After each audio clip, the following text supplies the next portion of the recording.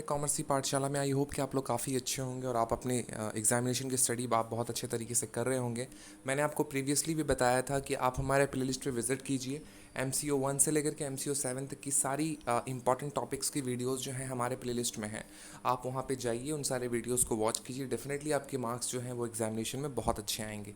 साथ ही साथ IBO 1 के जो पेपर देने वाले हैं, जैसे कि जो स्टूडेंट्स PGD IBO कर रहे हैं, राइट, जो कि post graduate diploma in IBO कर रहे हैं, जो कि एमकॉम के फर्स्ट ईयर का कोर्स कहलाता है, वो भी इसी तरीके से IBO 1 से लेकर के IBO 6 तक की वीडियोस जो हैं आपको हमारे प्लेलिस्ट पे मिलेंगी। आप वहाँ विजिट कीजिए, डेफिनेटली आपको बहुत सारी यूज़फुल वीडियोस वहाँ से मिलेंगी जहाँ पे आप बहुत अच्छे तरीके से स्टडी को कर पाएंगे। राइट, तो अब बात कर लेते हैं आज के हमारे टॉपिक की। जैसा कि आपको स्क्रीन पे दिख पा रहा है कि आज का जो हमारा क्वेश्चन है वो है ऑर्गेनाइजेशन स्ट्रक्चर के बारे में, कि ऑर्गेनाइजेशन स्ट्रक्चर के कौन कौन से कंपोनेंट्स होते हैं और किस तरीके से ये किसी भी ऑर्गेनाइजेशन को एफिशिएंटली वर्क करने में काफ़ी ज़्यादा हेल्पफुल होते हैं। थोड़ा सा लंबा लेक्चर ये हो सकता है, तो थोड़ा पेशेंस रख करके पूरे लेक्चर को अच्छे से सुनिएगा, ताकि आपको सारी जानकारी मिल पाए और आपकी जो प्रिपरेशन है वो भी अच्छे तरीके से हो पाए। साथ ही साथ दो तीन चीज़ें और बताना चाहूँगा कि अगर आप चाहें तो आप हमारे पेड कोर्सेज ले सकते हैं, जिसका फ़ीस सिर्फ और सिर्फ 1500 रुपये है, जहाँ पे आपको फ्री में असाइनमेंट्स मिल जाएंगी। आपको इन फ्यूचर जो भी आपके एग्ज़ाम्स होंगे एमकॉम के फर्स्ट ईयर के या फिर सेकेंड ईयर के, उन सब के नोट्स आपको फ्री ऑफ कॉस्ट में मिल जाएंगे, जिनको आप देख करके बहुत अच्छे तरीके से स्टडी कर सकते हो। साथ ही साथ वीडियोज़ तो अवेलेबल होंगी ही। राइट, तो सिर्फ 1500 रुपये में आपको असाइनमेंट्स और नोट्स आपको फ्री ऑफ कॉस्ट मिल जा रहे हैं, और साथ ही साथ आपको ऑनलाइन गाइडेंस मिलेगा। आपका एक सेपरेट एक व्हाट्सएप ग्रुप होगा, जहाँ पे आप हमसे जुड़ करके जो भी आपके डाउट्स हैं, जो भी आपके सजेशंस हैं, जो भी आपके डिमांड्स हैं रिगार्डिंग ऑन एनी टॉपिक, अगर आपको लगता है कि किसी टॉपिक के ऊपर आपको कोई लेक्चर चाहिए, तो आप वहाँ से जो है मुझे रिक्वेस्ट कर सकते हैं। मैं डेफिनेटली उसके ऊपर वीडियोज़ बनाने की कोशिश करूँगा। राइट, तो इस तरह के बहुत सारे पर्क्स एंड बेनिफिट्स हैं, जो कि मैं अगली वीडियो में आपके सामने लेकर के आने की कोशिश करूँगा। एक नया वीडियो मैं लाने वाला हूँ, जहाँ पे मैं आपको सारी की सारी डिटेल्स बताऊँगा हमारे उस कोर्स के रिगार्डिंग। राइट, तो अब इस लेक्चर पे आप ध्यान देते हैं थोड़ा सा, जो कि है ऑर्गेनाइजेशन स्ट्रक्चर के बारे में। तो लेक्चर स्टार्ट करते हैं। उसके पहले कहना चाहूँगा कि अगर आप हमारे चैनल पर नए हैं तो हमारे चैनल को सब्सक्राइब कर लीजिए और बेल आइकन दबा दीजिए, ताकि आपको मेरे वीडियोज़ की नोटिफिकेशन जो है वो सबसे पहले मिलती रहे। आइए तो फिर बात कर लेते हैं ऑर्गेनाइजेशन स्ट्रक्चर के बारे में। तो जैसा कि आपको पता है कि हर एक ऑर्गेनाइजेशन का एक अपना स्ट्रक्चर होता है। राइट, स्ट्रक्चर का मतलब हो गया कि उसके कार्य करने का तरीका किस तरीके का होगा, है ना। एक ऑर्गेनाइजेशन में बहुत सारे लेवल्स होते हैं, है ना, lower level, middle level, upper level. तो इनका जो काम करने का तरीका होगा वो किस तरीके का होगा, इनका स्ट्रक्चर किस तरीके का होगा, ये डिपेंड करता है कि वो कंपनी कितनी अच्छी है।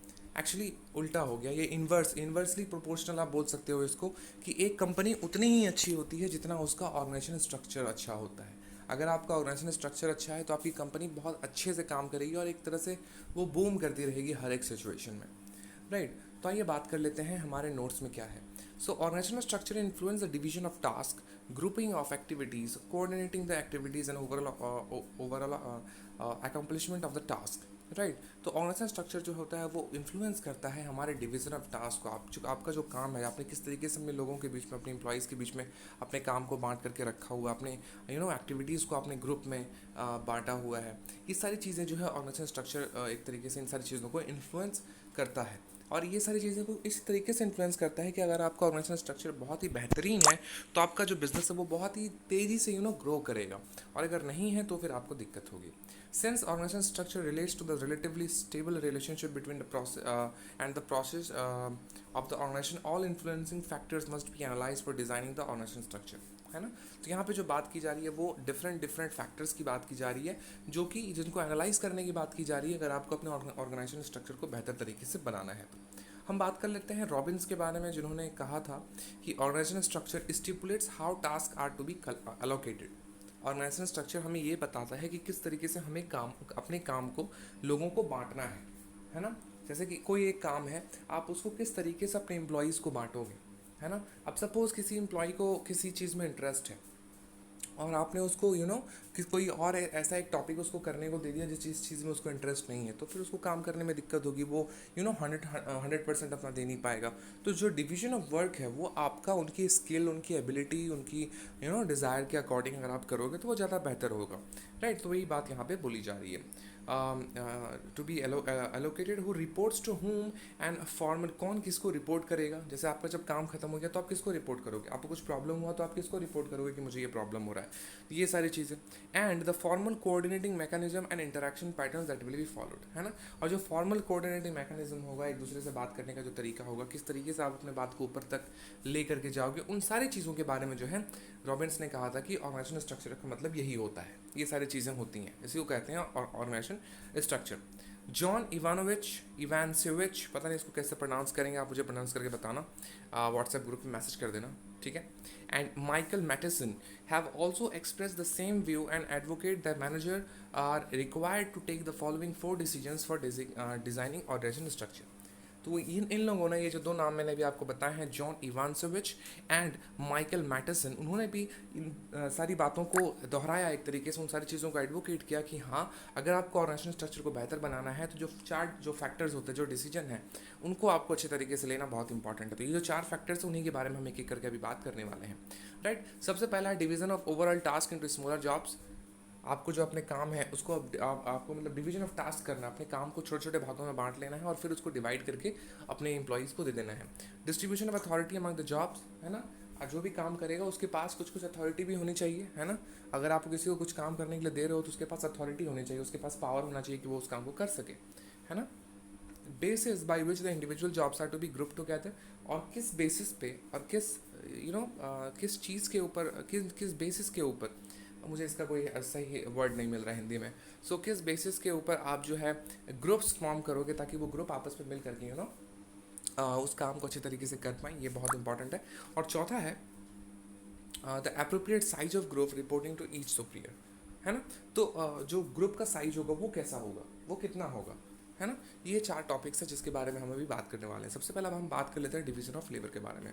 तो काफ़ी इंपॉर्टेंट ये टॉपिक है। एडम स्मिथ ने कहा था that division of labour is celebrated work. Division of labour का मतलब होता है आप अपने काम को सेलिब्रेट कर रहे हो, है ना। वेल्थ ऑफ नेशन में उन्होंने कहा था ये। तो in the early 19th century, in the early 20th century, Henry Ford uses the assembly of operations for manufacturing automobiles, है ना। He assigned a specific repetitive task to each worker. The whole task were broken into number of smaller steps or activities. अब देखो यहाँ पे Henry Ford का एक practical example लिया जा रहा है जहाँ पे उन्होंने किसी काम को करने के लिए मैन्युफैक्चरिंग ऑटोमोबाइल जो मैन्युफैक्चरिंग होती है उसमें काम को करने के लिए उन्होंने हर एक अपने वर्कर को, है ना, स्पेसिफिक टास्क दिया और उनको कहा कि आप उसी टास्क को दोबारा करो, है ना। उसके बाद देखो the whole task were broken into number of smaller steps और एक्टिविटीज़। अब जब स्पेसिफिक काम वो कर रहे हैं तो उनको पता है कि वो कितने स्टेप में पूरा होगा, तो उन्होंने उस एक्टिविटी को जो एम्प्लॉयज़ थे उन्होंने उस एक्टिविटी को डिफरेंट स्टेप्स में बांट लिया, डिफरेंट एक्टिविटीज़ में बांट लिया। Each step was required to be completed by separated individual, और हर एक काम को बोला गया कि आप इस काम को करना, आप उस काम को करना, आप उस काम को करना। एक तरीके से स्टेप वाइज जो है लोगों के बीच में ये काम को जो है बांट दिया गया। Thus the individual attend specialisation in performing their particular activity, और इस कारण से एक व्यक्ति को स्पेशलाइजेशन मिल गया कि वो इस काम को अच्छे तरीके से कर पा रहा है। अब सपोज मैं हूँ, मुझे कोई एक ऐसा काम दिया गया है जिसमें मुझे सारा दिन लग जा रहा है, मतलब मैं ही सारे कामों को किया जा रहा हूँ। मेरे पास 5 लोग और हैं लेकिन मैं अकेला ही सारे काम को किया जा रहा हूँ, है ना। बाकी 5 लोग जो हैं थोड़ा बहुत मेरा हेल्प कर देते हैं, है ना। तो इससे लेकिन बात नहीं बनेगी, मुझे उन 5 लोगों को भी इक्वली एंगेज करना होगा सेम एक्टिविटी में, जहाँ पे मैं उसको बोल दूंगा कि ठीक है भाई तू ये करना, ठीक है बहन तू ये कर, मैं ये करूँगा, है ना। ऐसे करके मैं जो है डिवीजन ऑफ वर्क कर दूंगा कि ठीक है इसको ऐसे करेंगे, इसको ऐसे करेंगे। तो इससे क्या होगा कि स्पेशलाइजेशन आ जाएगी, राइट। मेरे अंदर, उस व्यक्ति के अंदर जिसको मैं अपॉइंट कर रहा हूँ, जिसको मैं एंगेज कर रहा हूँ, उसके अंदर एक तरीके से स्पेशलाइजेशन आ जाएगी।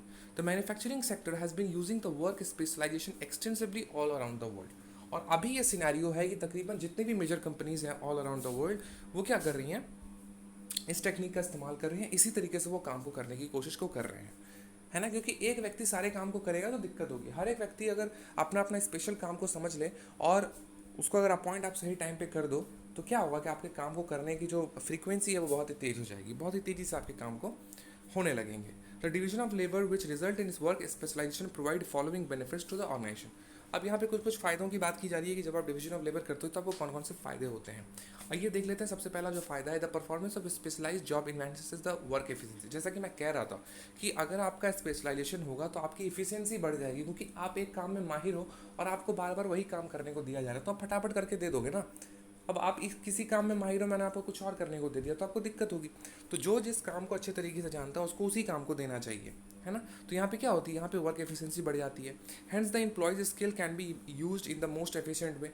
आप हर एक व्यक्ति का जो भी स्किल है उसको आप बहुत ही अच्छे तरीके से ना मोस्ट एफिशिएंट वे में आप उसको इस्तेमाल कर पाओगे, पहला पॉइंट। दूसरा पॉइंट है, since the work cycle of the job are very short. जैसे कि आपको पता है कि जो वर्क साइकिल है वो बहुत ही छोटा होता है, तो workers can attain perfection on their job quickly. तो वर्कर क्या होंगे, एक तरीके से परफेक्शन अटेन कर पाएंगे अपने जॉब में, बहुत ही जल्दी से जो है परफेक्ट हो जाएंगे अपने काम में।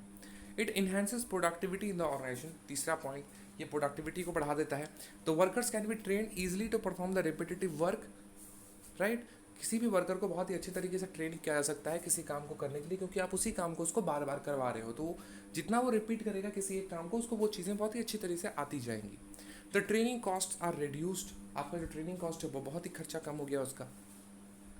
It is easier to match workers with the specific job skills. ये बहुत ही आसान है किसी भी वर्कर के लिए कि वो जो स्पेसिफिक जॉब स्किल को करे, है ना। एक ही काम अगर उसको बार बार करवाएंगे तो वो स्पेसिफिक जॉब स्किल उसका हो जाएगा, वो उसका आपको बहुत अच्छे तरीके से कर पाएगा, है ना। अब देखो यहाँ पे बात की जा रही है कि डिवीजन ऑफ लेबर को कई मामलों में उसको क्रिटिसाइज भी किया जाता है। डिवीजन ऑफ लेबर के का जो है डिसएडवांटेज भी है, वो क्या क्या है उसको भी हम यहाँ पे पॉइंट्स के माध्यम से समझने की कोशिश करेंगे। सबसे पहला पॉइंट है, it can be use for all types of job. अब इसका इस्तेमाल जो है सारे तरह के जॉब्स में नहीं कर सकते, कुछ कुछ तरह के जॉब्स में कर सकते हैं, बट कुछ कुछ तरह के जॉब्स में इसका इस्तेमाल नहीं कर सकते हैं। तो ये सबसे पहला इसका क्रिटिसिज्म था।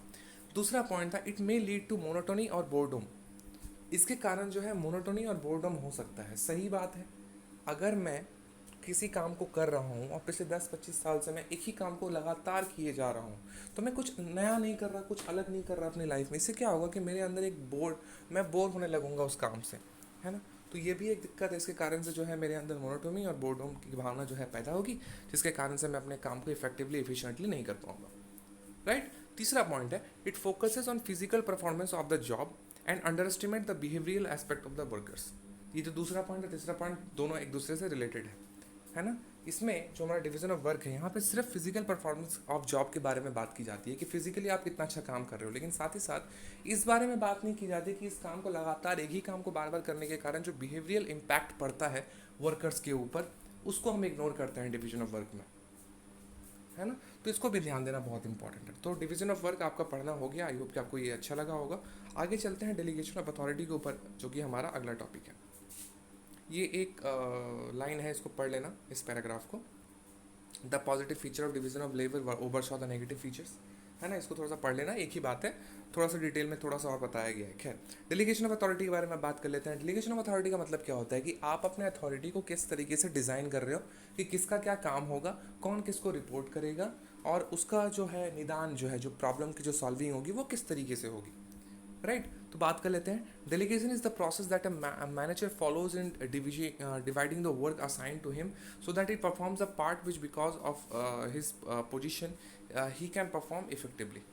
देखो, डेलीगेशन एक प्रोसेस है जहाँ पे मैनेजर जो है होता है वो क्या करता है, अपने काम को जो है बांट देता है अपने लोगों तक, ठीक है, ताकि वो लोग जो है अपने काम को बहुत ही अच्छे तरीके से कर सकें। फॉर एग्जाम्पल, मुझे कुछ काम करने के लिए दिया गया और मेरे सर पे कोई मैनेजर बैठा दिया गया जो कि मुझे बार बार बता रहा है कि तुम इस काम को ऐसे करो, तुम उस काम को वैसे करो। तो आपको क्या लगता है कि मुझे काम करने में कैसा लगेगा, मुझे काम करने में क्या मज़ा आएगा, क्योंकि मेरे पास अपनी अथॉरिटी है ही नहीं। मैं जो भी कर रहा हूँ उसके जो जैसा वो कह रहा है वैसे किए जा रहा हूँ, जबकि मेरे पास बेहतर आइडिया है कि उस काम को अच्छे तरीके से करने का। तो मैं तो बोर हो जाऊँगा ना, मुझे अच्छा नहीं लगेगा, मुझे गुस्सा आने लगेगा, राइट। तो यहाँ पे वही बात की जा रही है कि आप डेलीगेशन ऑफ अथॉरिटी प्रोवाइड करो। आप अथॉरिटी प्रोवाइड कर रहे हो किसी व्यक्ति को कि आप इस काम को इस तरीके से करो। मैं आपको काम दे रहा हूँ, मुझे ये काम कंप्लीट चाहिए 1-2 घंटे में, आप कैसे करोगे वो दैट्स योर प्रॉब्लम, है ना। तो ये चीज़ की बात की जा रही है कि ऐसा होना ज़रूरी है। Delegation is a legitimate authorisation to a manager और employee to act in a specified way, ठीक है। तो डेलीगेशन एक तरीके से लेजिटिमेट ऑथराइजेशन होती है जो कि मैनेजर या फिर एम्प्लॉय के पास होती है कि वो स्पेसिफिक वे में काम कर सकता है। It enables him to function independently without reference to the supervisor but within the limits set by the supervisor and the normal framework of the organisational objectives, जैसा कि मैं कह रहा था, है ना। ऑथराइजेशन आपको मिल जाती है डेलीगेशन ऑफ अथॉरिटी के तहत, लेकिन आपको फिर भी जो है एक लिमिट्स के जो है उसमें काम करना होता है। जो भी आपका सुपरवाइजर एक ना सेट कर देगा, उस लिमिट के अंदर ही आपको काम करना पड़ेगा। जो नॉर्मल फ्रेमवर्क है किसी भी ऑर्गेनाइजेशन का, उसके अंडर ही आपको काम करना पड़ेगा। लेकिन आपके पास अथॉरिटी होगी, आप फ्री रहोगे कि आपको कोई इंटरफेयर नहीं करेगा, आप अपने काम को अच्छे तरीके से कर पाओगे, है ना। So thus delegation involves entrustment of work to another for performance, पहला। दूसरा, ग्रांट ऑफ पावर, राइट और authority to be exercise to perform the work, ये भी आपको मिलेगा, आपको पावर ग्रांट किया जाएगा। सी नंबर पॉइंट है creation of an obligation on the part of that person accepting delegation, है ना। और जब आपको राइट्स मिल रही हैं तो आपके लिए ऑब्लिगेशन भी हो जाएगा कि आपको इस काम को करना ही पड़ेगा। आप ऑब्लिगेटरी पार्ट बन जाओगे उस काम के कि आपको जो है ये काम को इस टाइम पे ख़त्म करना है। Creating an obligation on the part of the person accepting delegation, जिसको ये काम आप दे रहे हो, जिसको आप डेलीगेट कर रहे हो अथॉरिटी, उसके लिए ये ज़रूरी हो जाएगा कि वो उस काम को अच्छे तरीके से करे, है ना। क्योंकि उसके ऊपर आप किसी तरह का कंट्रोल नहीं रख रहे हो, आप बस चाह रहे हो कि आपका काम होना चाहिए, तो उसके ऊपर ऑब्लिगेशन भी तो होना ही चाहिए, राइट। तो ये 3 पॉइंट हैं, आइए देख लेते हैं। Delegation of authority is one of the most important element in the process of organisation. Organisation are characterised by network of activities and rules. So delegation of authority जो होती है वो बहुत ही इंपॉर्टेंट एक एलिमेंट होती है किसी भी ऑर्गेनाइजेशन के प्रोसेस में, और इसको आप कैरेक्टराइज कर सकते हो इन अ नेटवर्क ऑफ एक्टिविटीज़ या फिर रोल्स के जरिए। Delegation is the process through which the interrelationships are created among individuals in their different roles in the organization, ठीक है। तो डेलीगेशन जो डेलीगेशन एक प्रोसेस है जिसके जरिए आप इंटर रिलेशनशिप क्रिएट कर सकते हो बिटवीन द डिफरेंट इंडिविजुअल्स जो कि डिफरेंट डिफरेंट लेवल्स पे डिफरेंट डिफरेंट रोल्स कर रहे हैं, रोल्स को प्ले कर रहे हैं किसी भी ऑर्गेनाइजेशन में, right. Delegation is necessary because it is physically impossible for a single man to look after the affairs of a large organisation. Delegation इसलिए भी बहुत ज़रूरी है क्योंकि ये फिजिकली किसी भी व्यक्ति के लिए बहुत इम्पॉसिबल है कि वो हर एक अफेयर के बारे में पता रखे, हर एक चीज़ के बारे में उसके पास जानकारी हो। जैसे कि मैं मैनेजर हूँ, मुझे पूरे ऑर्गेनाइजेशन को मैनेज करना है, इतना आसान काम थोड़ी है भाई। तो मैं क्या करूँगा, मैं यहाँ पे हर एक अपने डिपार्टमेंट के लिए अलग अलग मैनेजर बना दूंगा। Sales manager, administrative manager, right, production manager, है ना, कि जो हमारा quality check manager, QC manager, है ना। तो हर एक चीज़ का मैं अलग अलग मैनेजर अपॉइंट कर दूंगा, लेकिन मैं मेन मैनेजर हूँ। लेकिन मैं उनको मैं एक तरह का मेन सुपरवाइजर हूँ। मैं उनको बता दूंगा कि इस लिमिट्स के अंदर ही आपको काम करना है, कैसे करना है, कब करना है, मतलब कितने जल्दी करना है, दैट्स योर प्रॉब्लम, और आपको उसके लिए जिम्मेदारी लेनी पड़ेगी, आप ऑब्लिगेटरी रहोगे उस काम के, राइट। ये बात यहाँ पे बोली जा रही है। The success of a manager lies in the ability to multiply himself through other people. जैसा कि मैं कह रहा हूँ कि मैनेजर का काम, जो मैनेजर की जो सक्सेस होती है वो इसी बात पर डिपेंड करती है कि वो किस तरीके से अपने काम को दूसरे लोगों से करवा पाएगा अच्छे तरीके से, किस तरीके से वो अपने काम को मल्टीप्लाई कर पाएगा। The organisation of today are not only large but also complex in the character. जब अभी जो ऑर्गेनाइजेशन है वो अब सिर्फ बड़ा ही नहीं है बल्कि बहुत ही कॉम्प्लेक्स भी है अभी का organisation, right. No manager can claim to have all the skills and expertise to perform all the diverse kind of job. किसी भी मैनेजर के पास ये वो ये क्लेम नहीं कर सकता उसके पास हर एक तरह की एबिलिटी है और वो हर एक तरह के काम को जो है वो कर सकता है। Again, large scale business activities are not confined to one place. और जो बड़ी स्केल की बिजनेस होती है वो किसी एक जगह पे तो होती नहीं है, वो अलग अलग जगहों पे होती है। तो एक मैनेजर के लिए पॉसिबल नहीं है कि हर एक ब्रांच के बारे में, हर एक यूनिट के बारे में, हर एक जगह के बारे में जाकर के पता रखे और काम को करवाए। सो delegation becomes a necessity for running these branches. So delegation एक तरीके से इंपॉर्टेंट हो जाता है उनके लिए कि ठीक है, इस ब्रांच को संभालने के लिए मैं आपको अपॉइंट कर दे रहा हूँ। जैसे कि सपोज मेरा कॉमर्स की पाठशाला का मैंने कोई ब्रांच खोला किसी और सिटी में, तो मैं थोड़ी मैनेज कर पाऊंगा उसको, हेड मैं रहूँगा बट मैं किसी और को अपॉइंट कर दूंगा कि भाई तू देख वहाँ का जो भी बिजनेस होगा वो तू देखना, है ना। तो इस तरीके से इसको कहते हैं डेलीगेशन ऑफ अथॉरिटी। अब बात कर लेते हैं डिपार्टमेंटेशन के बारे में, जो कि बहुत इंपॉर्टेंट है, ये भी बहुत इंपॉर्टेंट है। Sir, the division of labour divides the jobs into smaller activities in order to coordinate these activities they are group together, है ना। डिवीजन ऑफ लेबर से काम तो आपने छोटे छोटे कामों में बांट लिया, स्मॉलर एक्टिविटीज़ में बांट लिया, लेकिन इन सब के बीच में कोऑर्डिनेट करने के लिए आपको जो है डिफरेंट डिफरेंट ग्रुप्स बनाने पड़ेंगे अब, है ना। The basis by which these activities are group together are known as departmentalisation. अब किस बेसिस पे आप बनाओगे, सो डिपार्टमेंट के बेसिस पे। जैसे कि सपोज सेल का काम है तो सेल के काम जो है वो सेल के लोग सारे करेंगे, है ना। तो वहाँ पे आपने डिपार्टमेंट बना दिया सेल डिपार्टमेंट, वहाँ के सारे लोग जो है मिलकर के आपस में सिर्फ सेलिंग का काम करेंगे, उनका कुछ और काम नहीं होगा। मार्केटिंग का काम कोई और करेगा, सेलिंग का काम कोई और करेगा। आपने स्टेप वाइज जो है उनको बता दिया कि ये तुम्हारा डिपार्टमेंट है और इस डिपार्टमेंट में तुमको फुल अथॉरिटी है, delegation of authority, division of work के हिसाब से आपने डिपार्टमेंट बना दिया और उसको फिर उनको काम करने के लिए पूरी की पूरी छूट दे दी है कि भाई जैसे करना है वैसे कर, लेकिन प्रॉफिट भाई मुझे चाहिए, है ना। तो ये होता है डिपार्टमेंटलाइजेशन या फिर डिपार्टमेंटेशन, जैसे जो भी आप बोलना चाहो। It may be defined as the process of forming departments और grouping activities of an organisation into a number of separate units for the purpose of efficient functioning. जैसा कि मैं कह रहा हूँ, है ना, सेम चीज़ें बोली गई हैं कि इसको आप इस तरीके से डिफाइन कर सकते हो कि एक प्रोसेस है जहाँ पे आप डिफरेंट डिफरेंट डिपार्टमेंट्स फॉर्म कर रहे हो, जो कि जहाँ पे ग्रुप ऑफ एक्टिविटीज़ के बारे में बात की जा रही है, जिसको ग्रुप कर दिया गया है सेपरेट यूनिट्स में, और वो ताकि वो जो है एफिशिएंटली काम को कर सकें। जैसे कि मैं अगर परचेस संभाल रहा हूँ, परचेस डिपार्टमेंट संभाल रहा हूँ, सेल डिपार्टमेंट संभाल रहा हूँ, दोनों पॉसिबल नहीं है ना मेरे लिए, है ना। तो मैंने किसी को परचेस के लिए रख दिया और मुझे सेल के लिए रख दिया, या फिर किसी को मैंने मतलब अलग अलग आपको जो है बांट देना है एक तरीके से। ये बात यहाँ पे बोली गई है। फॉर एग्जाम्पल देखो, यहाँ पे एग्जाम्पल की बात की जा रही है। For example in business undertaking teams are divisions, department and sections in government they these are called branches, department and section in military, regiment, battalion, groups and company. देखो एग्जाम्पल दे दिया गया ना। गवर्नमेंट में अगर कुछ वैसा होगा तो उसको डिपार्टमेंट कहेंगे, सेक्शन कहेंगे। आपको पता है एजुकेशन डिपार्टमेंट है हमारा, right, women and welfare department है हमारा, women and child welfare department हमारा, है ना। उसके बाद पेट्रोलियम डिपार्टमेंट हमारा, मतलब हर एक चीज़ के लिए डिपार्टमेंट आपने बना दिया गवर्नमेंट में। अगर फोर्सेस में बात करेंगे तो फोर्स में मिलिट्री होती है, रेजिमेंट होती है, बटालियन होता है, ग्रुप होता है, कंपनी होती है। ये सारी की सारी चीज़ें जो है डिपार्टमेंटलाइजेशन का एक एग्जाम्पल है के तौर पे आप देख सकते हो। The impact of departmentalisation is delineation of executive responsibilities and a grouping of operating activities. Every level in the hierarchy below the apex is departmentalized, and each succeeding lower level involves further departmentalization and a departmental differentiation. मतलब एक department के नीचे एक department और एक तरह से hierarchy बनी हुई है ना। सबसे पहले जो है प्रोडक्शन होगा, प्रोडक्शन के बाद क्वालिटी चेक होगा, क्वालिटी चेक के बाद आप उसको फिनिश प्रोडक्ट में कन्वर्ट करोगे, फिनिश प्रोडक्ट कन्वर्ट करने में फिर से क्वालिटी चेक करोगे, क्वालिटी चेक करने के बाद आप उसको सेल डिपार्टमेंट में भेजोगे, सेल डिपार्टमेंट का काम होगा सेल करना, ठीक है। अब इन चीज़ों को मैनेज करने के लिए कोई एडमिनिस्ट्रेटिव डिपार्टमेंट रहेगा। सेल के बाद जो है, सेल के बाद क्या, सेल के पहले जो है मार्केटिंग की जाएगी, तो मार्केटिंग डिपार्टमेंट। तो एक तरह से हायरार्की होती है कि कौन किसके बाद कैसे करके काम करेगा, है ना। वही बात यहाँ पे बोली गई है। अच्छा, अब अगला जो हमारा पॉइंट है वो है स्पैन ऑफ कंट्रोल। आपका जो कंट्रोल है वो कितने दूर तक फैला होगा, आपका स्पैन कैसा होगा। स्पैन मतलब इलाके की बात की जा रही है, टेन्योर की बात की जा रही है एक तरीके से, है ना। So the department reflect the types of job which are group together.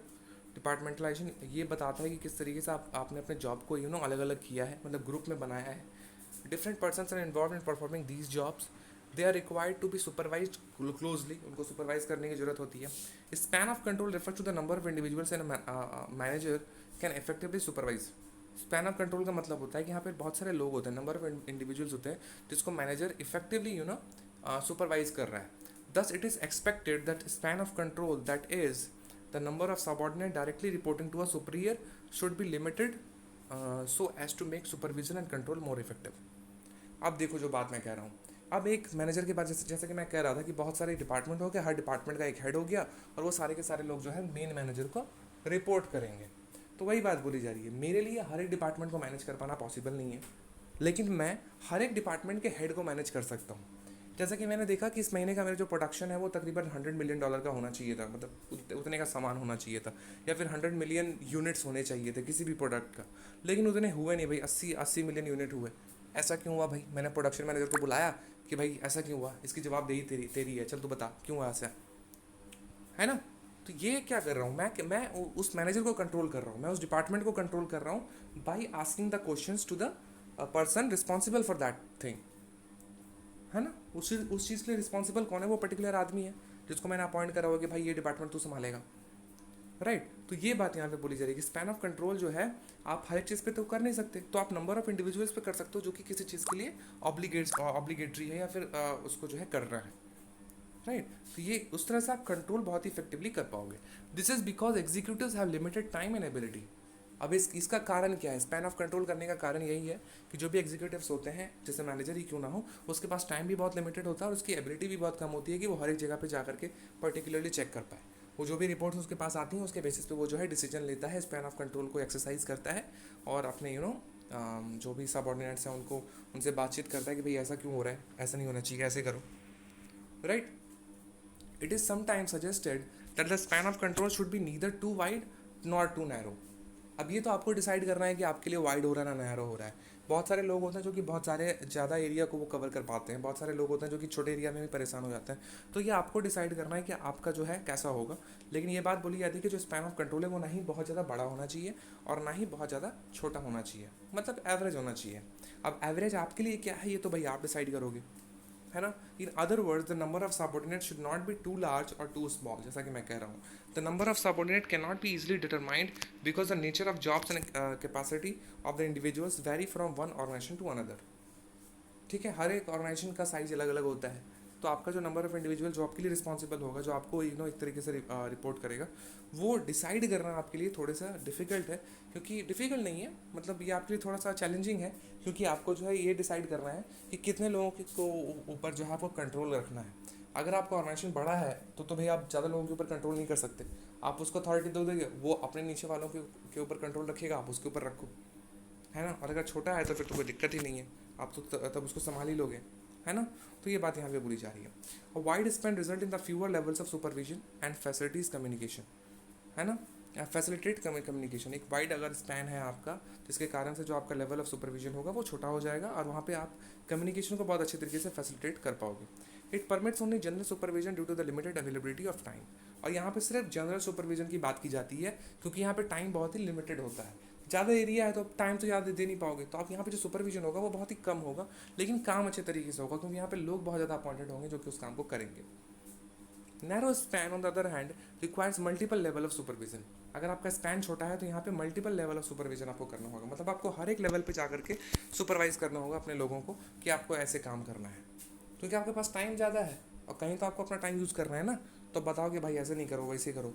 लेकिन अगर आपका ऑर्गेनाइजेशन ही बड़ा है तो फिर आपके पास टाइम ही नहीं है कि हर एक लेवल पे आप उतर करके चेक करके देखो, राइट। आपने जो जनरल सुपरविजन है सिर्फ वही आपने देना होता है। Okay, on the other hand requires multiple level of supervision, ये तो मैंने बता दिया। It is more expensive and compliance is complicate the process of communication. अब जो नैरो लेवल ऑफ स्पैन होता है, स्पैन कंट्रोल होता है, वो बहुत ज़्यादा एक्सपेंसिव होता है और एक तरह से यहाँ पे कॉम्प्लिकेशन भी बहुत ज़्यादा निकल करके आती हैं। And narrow span however enables manager to exercise close supervision and control. लेकिन एक फ़ायदा है कि नैरो जब स्पैन होगा तो वहाँ पे जो मैनेजर होगा वो बहुत ही क्लोजली अपने स्पैन ऑफ कंट्रोल को एक्सरसाइज कर पाएगा और चीज़ों को अच्छे तरीके से सुपरवाइज कर पाएगा, राइट। चारों पॉइंट हो गए। एक एक्स्ट्रा पॉइंट मुझे दिख रहा है यहाँ पे, टॉल एंड फ्लैट स्ट्रक्चर। इसको भी बता ही देता हूँ, थोड़ा सा है, उसके बाद फिर लेक्चर ये खत्म हो जाएगा। A tall organisational structure would have many hierarchical levels. There is a long distance between the top most manager and the bottom most manager. ठीक है, तो यहाँ पे हायरार्की की बात की जा रही है कि किस तरीके से टॉप के बाद जो है फ्लैट स्ट्रक्चर आ जाता है।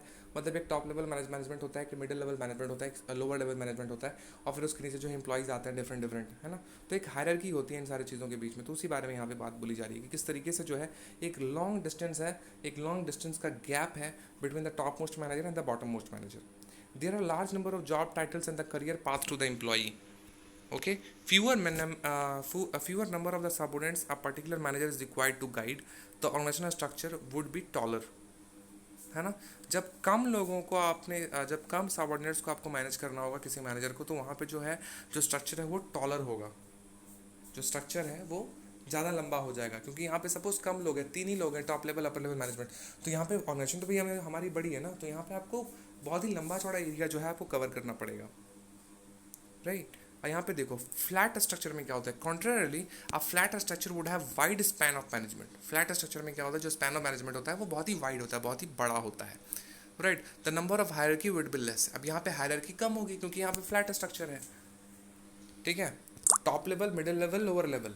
अब सपोज फ्लैट है, सब सारे के सारे लोअर लेवल पे ही हैं और ऊपर में कोई एक बॉस बैठा हुआ है जिसको कुछ फर्क नहीं पड़ता कि नीचे क्या काम हो रहा है, लेकिन नीचे लेवल पे ही सारे काम हो रहे हैं। तो टॉल स्ट्रक्चर और फ्लैट स्ट्रक्चर में कौन सा बेहतर चलेगा? फ्लैट स्ट्रक्चर, क्योंकि वो जो है उसका एरिया बहुत ही वाइड है और हायरार्की वाला यहाँ पे कोई झमेला नहीं है ना। तो the larger of number of subordinates a particular manager required to guide the organisational structure would be flatter.